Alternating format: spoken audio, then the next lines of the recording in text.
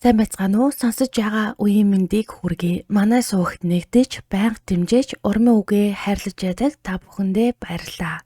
Манай сууг нь ямар нэгэн хачир нэмэлтгүй бодит болсон хэрэг гэрчийн мэдүүлэг, шүүгдэгчийн яриа, шүүх шинжилгээ болон шүүхийн шийдвэр дээр үндэслэн товч бөгөөд ойлгомжтой байдлаар та бүхэнд хүрэхээр зорддог илээ. Өнөөдрийн дугаараар 2018 онд хөдөө орон нутагт гарсан нэгэн ноцтой харамсалтай хэргийн талаар ярих болно. Ингээд хэрэгээ шүүгдэгчийн биеийн бяцалтаас эхлүүлцгээе. Шүүгдэгч Ган Чимэг нь 1978 онд хөдөө орон нутагт төрсөн. Хэрэг үлдэх үедээ 40 настай байсан. Эмэгтэй яс үндэс урайхай, боловсралгүй, мэрэгжилгүй, бичиг үсэг мэдэхгүй, ам бүл дөрөв, нөхөр 2 хүүхдийн хамт амьдардаг. Улсаас авсан гавьяа шагналгүй, ухаан мэдрэл бүрэн хэрэг хариуцах чадвартай. Холбогдсон хэргийн талаар дуртахад шүүгдэгч Ган Чимэг нь иргэн малчин Пүрвэгийн гэрт төр хугацаагаар ирж гэр орны болон мал маллах ажилд нь тусалж байхдаа 2018 оны 10 дугаар сарын 10-ны өдрийн 16 цагийн орчимд хутганд зүсэгдсэн гарынхаа хуруунуудаас гарсан цус тогтохгүй болохоор огцон муурлаж бие барих чадваргүй болж тухайн айлд байсан ТОЦ 8 маркийн ангийн буугаар Пүрвэгийн эхнэр буюу оюунагийн цээжинд 4 удаа буудаж амь насыг нь хохироосон гэмт хэрэг толбогджээ. Ингээд бүгдээрээ хохирогчийн хууль ёсны төлөөлөгч буюу талигачийн нөхөр Пүрвэгийн мөрдөн байцаалтанд өгсөн мэдүүлгээс сонсцгоё. Ган Чимэг нь 2018 оны 10 дугаар сарын 5-ны өдөр жижиг хүүхэдтэйгээ манад ирж байрлаж байсан. Тэд манад урдих шигээ тоглож надад байж байсан. Би 2018 оны 10 дугаар сарын 10-ны өдөр аймагт байгаа 2 хүүхэдтэй аргал хүргэж өгөх санаатай өглөө 08 цагийн үед өөрийнхөө машинаа унаад аймаг руу гарсан юм. Би гэрээс гарахад манай эхнэр оюунаа хууд Ган Чимэгнэр үхрээ саагаад үлдсэн. Яг 18 цагийн үед манай дүү цолмон уцаар залгаад та нааш ирэхгүй болохгүй. Бэргэн ухаан алдаад унжигсан байна гэхээр нь би шууд гараад 20 цаг гэхэд гэртээ ирсэн. Надад ТОЦ 8 маркийн ангийн буу байгаа. Уг бууг манай аав 2001 онд өөд болгоод үлдсэн буу. Тус буунд ямар нэгэн гэрчилгээ байхгүй. 7 хоногийн өмнө шөнө хонь үрэхээр нь бууга авч гараад агаарт нэг удаа хий буудаад буцааж зүүн талд байдаг шар авдрын загт оруулж тавьсан байсан. Тухайн үед бууны хороонд нэг ширхэг сум байсан. Талигаач болон шүүгдэгчийн хооронд ямар нэгэн хэрэлдэж муудалцсан асуудал байхгүй. Талигаач гартаа буу барьж сумлаж байсныг би урд нь харж байгаагүй. Буу яаж хэрэгэлдгийг мэддэггүй юм. Би нийт 1,490,000 төгрөг нэхэмжлэн миний бие гомдолтой байна. Хуулийн дагуу шийдвэрлэж өгнө гэх мэдүүлгийг өгсөн байна. Гэрч тулгаагийн мөрдөн байцаалтын шатанд өгсөн мэдүүлгээс миний бие уг өдөр орой 16 цагийн үед гэртээ байж байтал Пүрвэгийн төрсөн дүү цолмон ганцаараа хүрээд ирсэн ба надад ёстой муухай юм боллоо гэд уйлгаар нь би юу болсныг асуухад бэргэн оюунаа өөрийгөө хорлсон юм шиг байна. Та яваач гэж уйлгаар нь би цолмонтой хамт талигачийн байшинд дөхөж ирээд би даралт ихтэй байшинд орж чадахгүй. Чи өндөр настай хүн дууд гिचгээд цолмонгийн гэрлөө явсан. Шүүгдэгч нь цолмонгийн герт нилээд хямарсан байдалтай 2 гар нь нилдээ цус болчихсон уйлаад сууж байсан.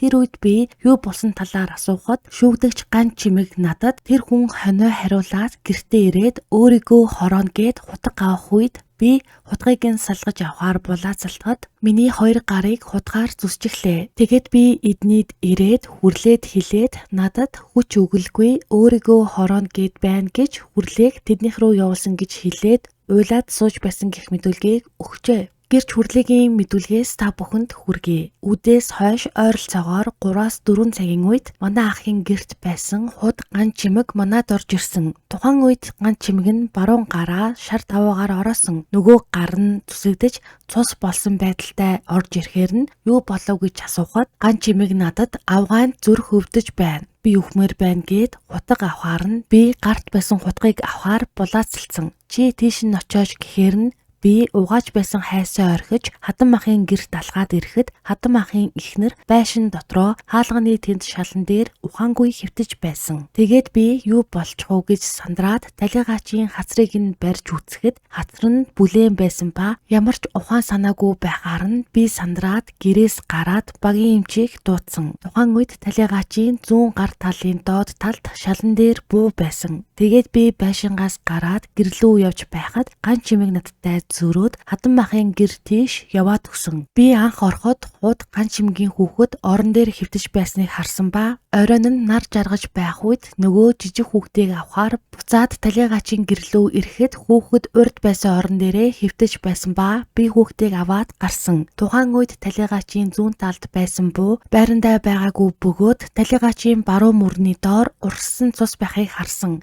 Тэгээд шууд хүүхдийг өргөөд гарсан гэх мэдүүлгийг өгчээ. Шүгдэж Ган Чимгийн нөхрийн мөрдөн байцаалтанд өгсөн мэдүүлгээс хүргэе. Хүрвээ болохоор миний дүү цогоогийн хатан ах болдог юм. 100 эднийд гэртээ хамт цусаад цагаан идэгээ авдаг. Намар тусдаа зайтай байсан. Манайх малгүй болохоор ах дүү нарын малыг хариулдаг. 7 хоногийн өмнө бүрвээ болон талигаач нар манай эхнэрийг ирээд мал саагаад сүү хөлдөөж ав. Цагаан сарын хэвийн аруулаа хийж аваарай гэхээр нь дүү мотоциклороо хүргэж өгсөн. Ган Чимэг түргэн уртай ямар нэг зүйл болоход хурдан уурладаг. Их аймтгай уурлах үед нь урдаас нь үг хэлж хэрэлдэхгүй бол байж байгаа тавширдаг. Зарим үед огцом түргэн уурладаг. Тэр үед нь би урдаас нь үг хэлдэггүй. Ган Чимэг урд өмнө нь өвдөж эмчийн хяналтанд орж байгаагүй. Сэтгцийн хувьд ухаан санаа ирвэл талигаач болон бүрвээ Ган Чимэг нарын дунд таарамжгүй ямар ч харьцаа гарч байгаагүй. Бид хоёр 2007 онд гэр бүл болсон. Одоо 2 хүүхэдтэй. Том хүү аймгийн төвд 2 дугаар сургуульд 1-р ангид сурдаг. 6 настай. Бага хүүхэд 5 настай. Төрөлхийн хөгжлийн бэрхшээлтэй асаргаанд байдаг гэх мэдүүлгийг өгчээ. Гэрч цогоогийн мэдүүлгээс та бүхэнд хүргэе. Урд өдөр Ган Чимэг талигачийн гэрт хүүхэдтэйгээ хамт байсан.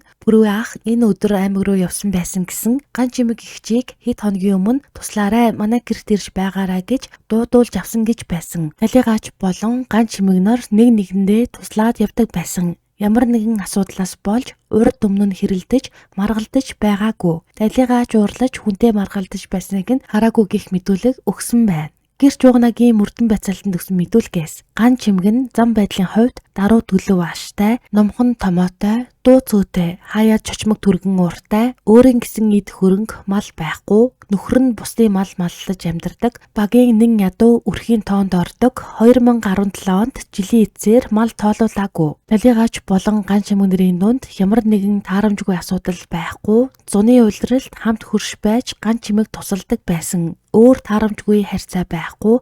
Талигаач хаяа зүрх өвдөж байна гэж надад хэлж байсан. Эмчилгээ хийлэж байгаагүй гэх мэдүүлгийг өгчээ.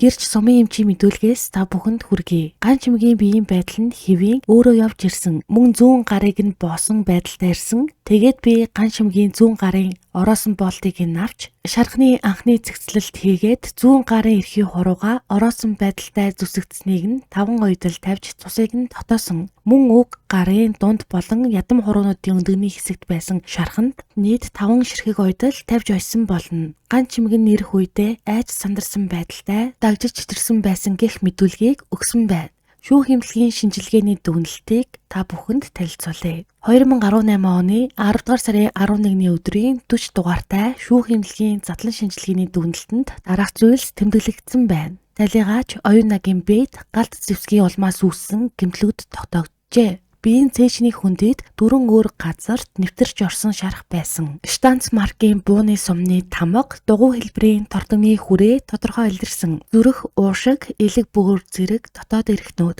том артерийн судаснууд болон венүүд цөм гэмтсэн байсан. Зүүн талын 4, 9-р хавирганы үзүүр хэсэг, мөн баруун талын 5, 7-р хавирганы үзүүр хэсгүүд хугарч тасарсан. Өвчөө яс 3 газарт цоорсон байсан гэсэн дүгнэлт гарсан байна. Эдгээр бүх гэмтэл нь галт зэвсгийн 4 удаагийн үйлчлэлээр ойрын зайнаас буудсны улмаас үүсэн тодорхой байна гэж тэмдэглэсэн байна. Талигаачид архив хууч өвчин байгаагүй, цусанд нь нархины агуулмж илрээгүй. Өөрөөр хэлбэл тухайн үед эрүүл байсан болох нь мөн тогтоогджээ. Шүүх шинжилгээний албанаас 2018 оны 10 дугаар сарын 13-нд гаргасан 491 дүгнэлтэнд дараах зүйлс тэмдэглэгдэжээ. Шүүгдэж Ган Чимгийн зүүн гарын эрхий, дунд болон ядам хурууны үеинд жижиг зүсэгдсэн шарах. Мөн цусанд 0.6 промил хэмжээтэй этилийн спирт илэрсэн тогтоогдсон байна. Энэ нь шүүгдэж тухайн үед хөнгөн зэргийн согтолтой байсныг нь харуулж байна. Хэрэг мөрдөн шалгах явцад маш олон нотлох баримтууд цугласан байдаг.